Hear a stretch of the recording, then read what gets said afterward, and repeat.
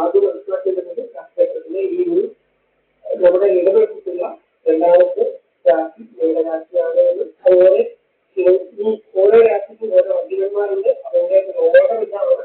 പുതിയ കടത്തിലുള്ള രണ്ട് ഗ്രഹങ്ങൾ, അതായത് രാഹു മേഖലയിൽ രണ്ട് ഗ്രഹങ്ങൾക്ക് രാശിയില്ല എന്നൊരിക്കലും വൃശ്ചികരാശിയിൽ മേഖലയിൽ കുംഭരാശിയിൽ കർത്തിക്കും ആധിപത്യമുള്ളതായിട്ട് പറയപ്പെടുന്നുണ്ട്. പിന്നെ ഒരു വ്യക്തിയുടെ ഗ്രഹം എടുത്തു കഴിഞ്ഞാൽ ലഗ്നം എവിടെയാണോ അതാണ് ഒന്നാം ഭാവം. അവിടെ നിന്ന് 12 ഭാവങ്ങൾക്ക് നമ്പറുകളൊക്കെ എഴുതുക. ഇതിനെ വ്യക്തമായിട്ട് അത് മനസ്സിലാക്കാൻ സാധിക്കും. എന്നിട്ട് നമ്മൾ അത് ജാതകത്തെ കുറിക്കുന്ന സ്ഥാനം അല്ലാതെ അതിന്റെ ശരീരം രൂപനിറം ഉയരത്തിന്റെ ചിത്രത്തിലും സൂര്യൻ ഒന്നാം ഭാവമാണ്, ലഗ്നമാണ്. രണ്ടാം ഭാവം ധനസ്ഥാനം, 3 ധൈര്യസ്ഥാനം, 4 ശുഭസ്ഥാനം, എന്താണ് സൗഭാഗ്യത്തെ കുറിച്ച് നമുക്ക് സൂചനകൾ നൽകുന്ന സ്ഥാനം. 6ാം ഭാവം ശത്രുയോഗ സ്ഥാനമാണ്. ശത്രുക്കളെ കുറിച്ച് യോഗത്തെ സൂചനകൾ നൽകും. 7ാം ഭാവം ശാസ്ത്ര സ്ഥാനമാണ്, വിവാഹഭാവമാണ്. 8ാം ഭാവമാണ് എന്നത് ഭാഗ്യസ്ഥാനം. 10 കർമ്മസ്ഥാനമാണ്. 11ാം ഭാവം ലാഭസ്ഥാനമാണ്. 12 മോക്ഷം അല്ലെങ്കിൽ യാത്ര ഓരോ നൽകുന്ന സൂചനകളാണ്. ആ ഒരു രാഷ്ട്രീയ കൃത്യമാണ് ആ ഗ്രഹത്തെ കുറിച്ച് നമ്മൾ ഈ വക കാര്യങ്ങൾ അവതരിപ്പിക്കും. വായു ഇതുപോലെ കൂടുതൽ അറിവുകൾ നേടാൻ ആഗ്രഹിക്കുന്നതിലായിരുന്നു അറിവുകളുണ്ട്.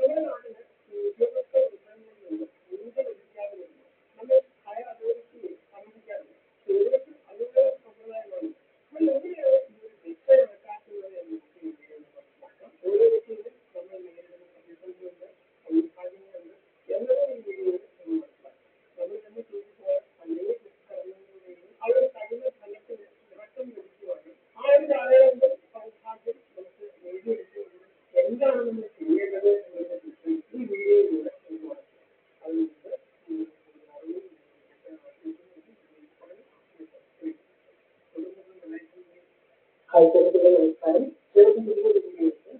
സ്വാഗതം.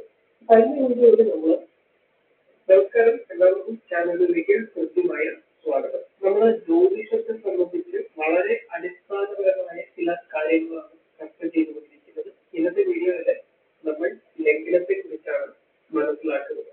ലഗ്നത്തെ കുറിച്ച് ഇതിനോടകം 12 വീഡിയോകൾ ചെയ്തിട്ടുണ്ട്. ആ വീഡിയോകൾ കണ്ടിട്ടില്ലാത്തവർ ദയവായിട്ട് ഈ വീഡിയോ കണ്ടതിന് ശേഷമോ ഇത് കാണുന്നതിന് മുമ്പ് ആ വീഡിയോ കണ്ട് ലഗ്നത്തെ കുറിച്ച് കൂടുതൽ മനസ്സിലാക്കാൻ ശ്രമിക്കുക. വളരെ ലളിതമായാണ് വീഡിയോകൾ അവതരിപ്പിച്ചിട്ടുള്ളത്. ജ്യോതിഷത്തെ കുറിച്ച് യാതൊന്നും അറിയാത്ത ഒരാൾക്കും വീഡിയോകൾ കണ്ടു കഴിഞ്ഞാൽ മനസ്സിലാക്കുന്നതിന് വളരെ എളുപ്പത്തിലാണ് വീഡിയോകൾ ചെയ്തിട്ടുള്ളത്.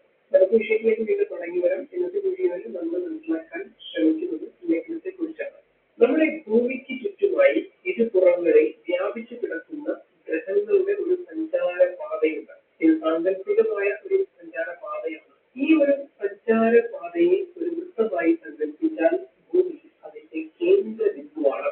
വൃത്താകൃതിയിലുള്ള ഈ സഞ്ചാര പാതയെ കൃത്യം 12 ഭാഗങ്ങളായി വിഭജിച്ചിട്ടുണ്ട്. അതിലൊരു ഭാഗത്തെയാണ് രാശി എന്ന് പറയുന്നത്. അങ്ങനെ വിഭജിക്കപ്പെട്ട രാശികൾക്ക് മേടം മുതൽ മീനം വരെ 12 പേരുകൾ കൊടുത്തിട്ടുണ്ട്. 360 ഡിഗ്രിയുള്ള ഈ ഒരു ചക്രം അല്ലെങ്കിൽ ഈ ഒരു വൃത്തത്തെ 12 ഭാഗങ്ങളാക്കുമ്പോൾ ഒരു ഭാഗം 30 ഡിഗ്രി എന്ന് കിട്ടും. അതായത് ഒരു രാശി എന്ന് പറയുന്നത് 30 ഡിഗ്രിയാണ്. സൂര്യൻ ഒരു വർഷം കൊണ്ട് രാശിചക്രത്തെ ഒരു തവണ വലം വയ്ക്കും. അതായത് സൂര്യൻ 12 രാശികളിലൂടെയും സഞ്ചരിക്കാൻ എടുക്കുന്നത് ഒരു വർഷമാണ്. 365 ദിനം കൊണ്ട് രാശിചക്രം ഒരു വട്ടം വലം വയ്ക്കുന്ന സൂര്യൻ ഏകദേശം 30 ദിവസത്തോളം ഒരു രാശിയിൽ ഉണ്ടാകും. അങ്ങനെ ഒരു രാശിയിലൂടെ സൂര്യൻ സഞ്ചരിക്കുന്നതായ കാലത്തെയാണ് നമ്മൾ മലയാള മാസങ്ങളായി പറയുന്നത്. സൂര്യൻ മേടരാശി കടക്കാൻ എടുക്കുന്ന 31 ദിവസം മേടമാസവും അത് കഴിഞ്ഞ് 32-ാം ദിവസം സൂര്യൻ ഇടവം രാശിയിലേക്ക് കടക്കുന്നു. ഇടവം രാശിയിൽ ഏകദേശം 30 ദിവസത്തോളം സഞ്ചരിച്ച് മിഥുന രാശിയിലേക്ക് കടക്കുന്നു. ഇത്രയും കാലയളവ് നമ്മൾ ഇടവമാസം എന്ന് പറയുന്നു. ഇങ്ങനെ ഓരോ രാശിയിലും സൂര്യൻ സ്ഥിതി ചെയ്യുന്ന ആ ഒരു കാലയളവ് നമ്മൾ ഓരോ മാസങ്ങളായി പറഞ്ഞു വരുന്നു. സൂര്യൻ ഒരു രാശിയിൽ നിന്ന് മറ്റൊരു രാശിയിലേക്ക് കടക്കുന്ന ആ ഒരു സമയത്തിന് നമ്മൾ രവി സംക്രമം എന്ന് പറയും. 12 രവി സംക്രമമുള്ളത് കലണ്ടർ എടുത്തു നോക്കിക്കഴിഞ്ഞാൽ നമുക്ക് രവി സംക്രമം രേഖപ്പെടുത്തിയിരിക്കുന്നത് കാണാൻ സാധിക്കും. രവി സംക്രമത്തെ കുറിച്ചും വളരെ വിശദമായ വീഡിയോകൾ ചെയ്തിട്ടുണ്ട്. നിങ്ങൾക്ക് ചാനൽ സെർച്ച് ചെയ്തു കഴിഞ്ഞാൽ അത് കാണാൻ സാധിക്കും. ആ വീഡിയോകൾ കൂടി കണ്ടു മനസ്സിലാക്കുക. സൂര്യൻ ഏകദേശം 30 ദിവസം കൊണ്ട് ഒരു രാശി കടക്കുന്നതിനിടയിൽ രാശികൾക്കുള്ളിൽ സ്ഥിതി ചെയ്യുന്ന നക്ഷത്ര സമൂഹങ്ങളിലൂടെയും കടന്നുപോകും. ഇത്തരത്തിൽ അശ്വിനി മുതൽ രേവതി വരെയുള്ള 27 നക്ഷത്രങ്ങളിലൂടെ കടന്നു പോകുന്ന സൂര്യന്റെ ആ ഒരു കാലഘട്ടത്തെയാണ് ഞാറ്റുവേലകൾ എന്ന് വിളിക്കുന്നത്. ഒരു ഞാറ്റുവേലയുടെ ദൈർഘ്യം എന്ന് പറയുന്നത് ഏകദേശം 14 ദിവസമാണ്. അതിൽ ദൈർഘ്യമേറിയത് തിരുവാതിര ഞാറ്റുവേലയുമാണ്. ഞായർ എന്നാൽ സൂര്യനാണ്. സൂര്യന്റെ വേളയാണ് ഞാറ്റുവേല. ഞായർ വേള എന്ന പദമാണ് ഞാറ്റുവേലയായി പരിണമിക്കുന്നത്. ഞാറ്റുവേലയെ കുറിച്ചും വളരെ വിശദമായി വീഡിയോകൾ ചെയ്തിട്ടുണ്ട്. ഈ വീഡിയോ കാണുന്നതിന് തീർച്ചയായും ആ വീഡിയോയിൽ കൂടി കണ്ടിരിക്കണം. വളരെ വിശദമായി ഞാറ്റുവേലയെ കുറിച്ച് മനസ്സിലാക്കി അതിനെക്കുറിച്ചും വീഡിയോകൾ ചെയ്തിട്ടുണ്ട്. അതും കാണുക.